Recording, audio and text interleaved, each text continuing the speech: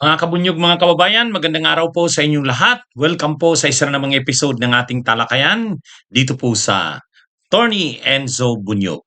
Kung hindi pa po kayo nakasubscribe dito po sa Attorney Enzo Bunyog YouTube channel natin, subscribe na po kayo. Mayroon din po tayong Informador Facebook page. Kung hindi pa po kayo nakafollow, follow na po kayo. O dito mga kabunyog, mahaba-haba ang talakayan natin dahil hindi lang isang topic ang dinidiscuss natin. Tulad ngayon, 3 topics ang i-discuss ko ngayon. Kaya huwag kayong aalis. Ha? Ito na, simulan na natin ang ating talakayan. Ha? Si Marcoleta, nasa Japan. Hmm? Anong ginagawa ni Marcoleta sa Japan? ha? Meron pang streamer ng FPRRD sa likod. Oh. Ha? May, kasama pa yung kanyang anak, nakapareho niya, si Paulo Marcoleta. At ano pa sila, yun nagpa-picture pa sila ng Duterte feast. ha? Ano anong lakad ni Marcoleta sa Japan? Eh siyempre nagbabakasyon. Oo. Kaya lang mukhang may mga siya doon, mini-meeting siguro yung mga DDS doon. Mga kabunyog, mga kababayan. Hmm. Sabi diyan, nabasa ko yung diyan, yung um, artikulo tungkol diyan. Miniting daw ni Marcoleta yung Japanese, sino ba 'yun? Mayroon kasing Japanese na DDS. May Japanese na DDS, yung diehard Duterte supporter. Miniting ni Marcoleta, 'yun. Tapos sabi pa do'n, nilalakad daw na makapagsalita si Marcoleta sa parliament ng sa parlamento ng Japan. Wow. Ha? Matuloy kaya 'yan? Matuloy kaya 'yan? Magsasalita daw si Marcoleta sa parlamento ng Japan. Hmm, mukhang mukhang hindi naman mangyayari 'yun. Mukha lang 'yun, ah, um, inaano lang, ah, overhype lang yung bisita ni Marcoleta sa Japan. Pero ano naman 'yan, ah, kahit naman, ah, kahit naman sino, lalo siya siyempre si Marcoleta. Pagpunta niya doon, siguro imi-meet niya yung mga siyempre hindi papayag yung mga DDS doon na hindi niya ma-meet doon, na hindi siya ma-meet. Kasama pa naman niya yung kanyang anak, ha? Yung like father, like son na si Paulo Marcoleta. Ha? Ano na ano naman kayang gagawin nila Marcoleta doon? Hmm, Papalakasin ang loob ng mga DDS. Yung mga DDS naman siyempre hangang-hanga sila kay Marcoleta. O di tuwang-tuwa sila na pumunta ng Japan si Marcoleta. Ito namang DDS na Hapones na 'to, pinagmamalaki yan ng mga DDS. O tingnan niyo anya, sabi niya, itong malaking tulong daw itong Japanese na ito para mapalaya si Duterte. Merong mga gano'n yan, eh. Kasi itong Japanese na ito na DDS supporter, nagsalita na dapat daw palayain na si Duterte kasi mali daw yung ginawa. Ah, Hindi daw naaayon sa international humanitarian law ang ginawa kay Duterte. Kaya pinapanawagan niya daw sa UN na palayain na ng ICC si Duterte. Sus naman, ano namang magagawa niya? Ano namang magagawa ng Japanese na 'yan, para mapalaya si Duterte sa ICC? Ayun, ngayon miniting ni Marcoleta doon. Ah, Pinagmamalaki ng mga DDS na nag-meeting daw si Marcoleta at yung Japanese na yon. At pinaplanuhan daw na makapagsalita si Marcoleta sa parlamento ng Japan. Pero mahi malabong mangyari yan. Sige, abangan natin kung pagsalitain nga si Marcoleta sa parlamento ng Japan. Hmm, itong, mag-ama sige babakasyon lang siguro yan. Kaya lang pagbalik na naman sa Pilipinas magkakalat na naman yan si Paulo Marcoleta. Kasi pagkatapos ng Holy Week, April 14 magsisimula na yung, hearing. Yung hearing proper na mismo, magpe-present na ng mga ebidensya, mga testigo sa impeachment ni Sara, ayan. Siguro tinuturuan na ni Marcoleta habang nasa Japan yung kanyang anak. Kasi nakakahiya itong si Paulo Marcoleta doon sa hearing ng Justice Committee. Nagbabasa ng message doon sa ha? Ano 'to? Nagbabasa ng message. Yung mga sasabihin niya sinisend sa kanya sa Messenger siguro. May GC siguro sino kaya nagsisend sa kanya? Siguro yung kanyang ama, ah. Ngayon nakakahiya itong si Paulo Marcoleta kasi kapag binasa niya na siyempre magre-react yung mga kongresista. Hindi niya naman masasagot. Hindi niya naman masasagot kasi hindi naman original sa kanya yung kanyang komentaryo, sinend lang sa kanya, eh. Para parang ginawa lang siyang tagabasa. Pagkatapos pagkabasa niya, magre-react siyempre yung mga kongresista o hindi niya na maka-counter. Napapahiya na si Marcoleta, ha? Oh, ayan magkasama yung mag-ama, like father, like son. Tingnan niyo, magkamukha nga ano? Ayan, pumunta sila ng Japan, bakasyon siguro nila 'yan kasi Holy Week, dun sila nagbakasyon, ah. Pagkatapos minit nila doon yung mga DDS sa Japan, hmm. Siyempre mai-excite yung mga DDS na nandun sa Japan kasi mamimit nila si Marcoleta. Bilib na bilib sila diyan, eh. Oo, kahit na grabeng mga bloopers, grabeng mga negative na mga baklas kay Marcoleta yung mga pinagsasabi niya lalo sa West Philippine Sea. Tapos ito namang anak niya, gano'n din nagkakalat sa kamera. Siyempre bilib na bilib pa rin ang mga DDS sa kanila doon sa Japan. Hmm. Ngayon, ah, magsasalita daw si Marcoleta sa parliament ng Japan, nilalakad daw. Ewan ko kung, mapagbigyan 'yan. Pero hindi naman ganyan kadali 'yan. Kahit naman siya senador, siyempre mahabang ano 'yan, mahabang pag-schedule 'yan, mahabang, paghahanda 'yan. Tapos pagdating doon saka na lang i-a-arrange, ewan natin kung pagbibigyan 'yan ng parlamento ng Japan. Ha? Anyway, abangan natin, abangan natin kung ano pang mga magiging, lakad ni Marcoleta sa Japan, hmm. Nag-send na sa akin ng mga messages yung mga kabunyog dun, eh. "Attorney, nandito pala sa Japan si Marcoleta." Sabi ko, "Sige nga, alamin niyo kung anong mga lakad diyan." Kaya hayaan niyo, i-update ko kayo kung anong mga lakad ni Marcoleta. Oh, mga kabunyog, grabe ito 'no? Grabe, next week posible nang umabot sa 170 kada litro ang diesel. Next week ito. Ito ang mainit na ngayon, balita ngayon, Sabi dito sa kumakalat na na balita, estimated na pump prices beginning next week, ang gasolina magiging 120 na per liter. Ang diesel 170, grabe. Kasi magtataas ang diesel starting next week ng ang diesel 20 to 21 kada litro. Ang gasolina 650 to 750. Grabe na ito mga kabunyog, mga kababayan. Grabe na itong magiging pagtaas na ito ng presyo ng langis. Ito na yung ito na yung sinasabi natin, 'di ba, na niyo ako sa mga discussions ko. Simula pa lang nitong gerang ito, sabi natin, ang sabi ni Trump, magsakripisyo ang mundo, ha? Sandali lang naman 'to at saka konting sakripisyo lang. Anong konting sakripisyo? Ang ang dahilan niya lang bakit niya, sinasakop ang Iran dahil ano, daw ito, weapons of mass destruction. Ay, hindi 'to, tingnan niyo ang nangyayari sa mundo ngayon, nagkakagulo.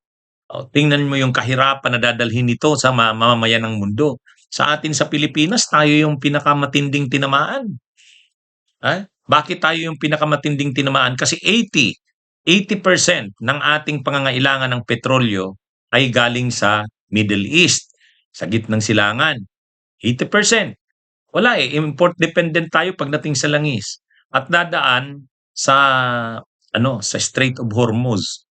Ay yun yung ngayon, apektado ng, gerang ito.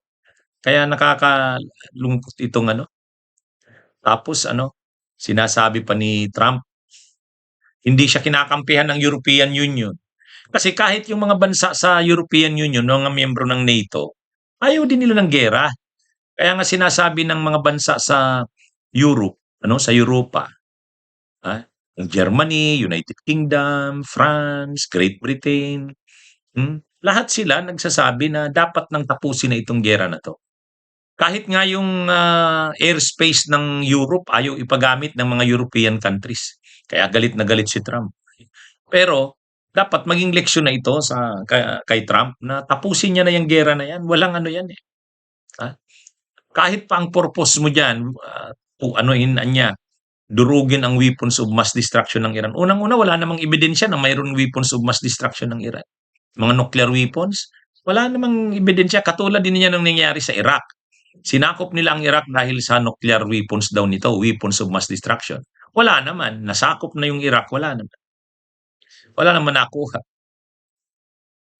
Kaya, at saka, um, pwede namang anuhin yan eh. Kung anuhin yan ng UN, bantayan ng Iran, hindi sa ganitong paraan na nagkakagulo ang mundo. At apektado na ang kabuhayan ng maraming mamamayan sa mundo, kasama na tayo mga Pilipino. Imagine niyo sa loob lang ng isang buwan, sa loob lang ng isang buwan, mula 58 ang kada litro ng diesel, o ngayon 17, mag-170 na next week. Ay grabe. Siyempre, pag tumaas ang presyo ng langis, tataas ang presyo ng mga bilihin, tataas ang mga pamasahe, tataas ang singil sa kuryente, tubig, lahat yan. May domino effect yan. Kaya nung nagdi-discuss ako ng issue na ito, yung mga nagsasabing, "Oy, tumigil ka nga, Inso." O ngayon, ano nang masasabi nila? Nung nung dinidiscuss ko ito, sabi ko, itigil ang giyera. Ano yan eh, hindi ko daw nauunawaan ang issue sa Middle East, wag daw akong makialam. So, ano na ngayon? Oh, 'di ba? Kahit nga ang Santo Papa eh, anti-war. Sa giyera walang mananalo diyan. Kawawa ang mga bansang tulad natin. Ang Pilipinas pinaka-vulnerable, tayo ang pangunahing bansang tinamaan. Pinakamalala ang tama sa atin. Ang Pilipinas ang may pinakamataas na yung pagtaas ng presyo ng gasolina, diesel, petrolyo. Dito sa atin, sa Pilipinas ang pinakamatindi. Tayo rin ang unang bansa na nag-declare ng state of national energy emergency.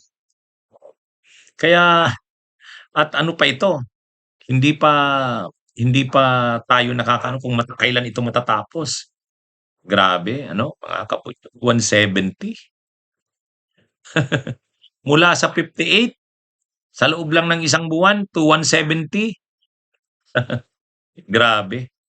Kaya ano ito, ewan ko kung ano nang mararamdaman ng mamamayang Pilipino dito. Unang-una, dapat manawagan na tayo, tapusin na talaga ang giyera. Tapusin na ang giyera. Hindi ito ano, walang magandang ibubunga yan sa mundo. Kahirapan. Ilang Pilipino ang hindi kakayanin ang mga pagtaas ng presyo ng mga bilihin. Ang presyo ngayon ng manok, ang presyo ng baboy, ay ng bigas, ang LPG nga sobrang itinaas, sobrang grabe. Kaya talagang ano na ito no, mga kabunyog. Grabe itong pangyayaring ito. Kaya kahit mga Amerikano, nananawagan na sila na grabe yung rally nung No Kings. No Kings, yung No Kings na rally sa US, grabe. Kaya kahit ang mamamayang Amerikano, pinapatigil na ang giyerang ito. Tayo sa Pilipinas, dapat manawagin na rin tayo. Stop the war. Ang giyera ay ang dala niyan ay krisis. At tayong mamamayang Pilipino ang nakakaranas ng matindi niyan. Bakit? Kasi wala tayong sariling source ng oil. Halos 80% ng ating requirement ng langis ay galing sa Middle East. Kaya talagang grabe ang tama sa atin. Oh, itong si Tubi Chanko, Ha? Lumita naglabas na, naglantad na ng kanyang totoong kulay itong si Tubi Tiangco. May basbas daw ang palasyo dito sa impeachment ni Sara Duterte. Imaginin mo yan ha, sa kanya nang galing yan. Campaign manager yan ng Alyansa para sa Bagong Pilipinas. Siya ang campaign manager ng administrasyon. Yung line, yung ano, Senate administration slate. No, siya ang campaign manager noon. Eh ngayon, karamihan doon sa kandidato ng administrasyon na talo. O di mukhang ito na, malinaw na. Parang parang sinadyang ipatalo nito ni Tubi Tiangco ang line-up ng administrasyon. ha? Ano ito eh? Lumilitaw sa Duterte ito eh. Alangan naman ngayon lang siya naging Duterte. At saka ang mga sinasabi niya talaga ngayon, si Marcos na ang inaano niya. Dati si Romualdez lang, saka si Saldico ang binibira niya. Ay ngayon si Marcos na eh. Tulad niyan. Lantaran niya ng sinasabi. Hindi, may basbas ang palasyo dito sa impeachment ni Sara.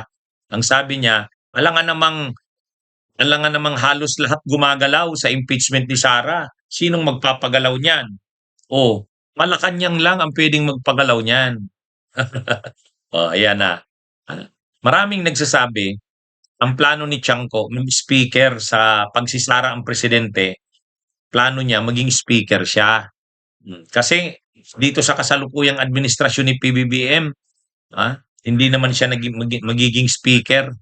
Kahit na nung papalitan na si Romualdez, hindi naman siya inisip lamang na hindi man lang siya naisipan na maging speaker. Bakit? Marami siyang kalaban na kongresista eh. Kinakalaban niya lahat.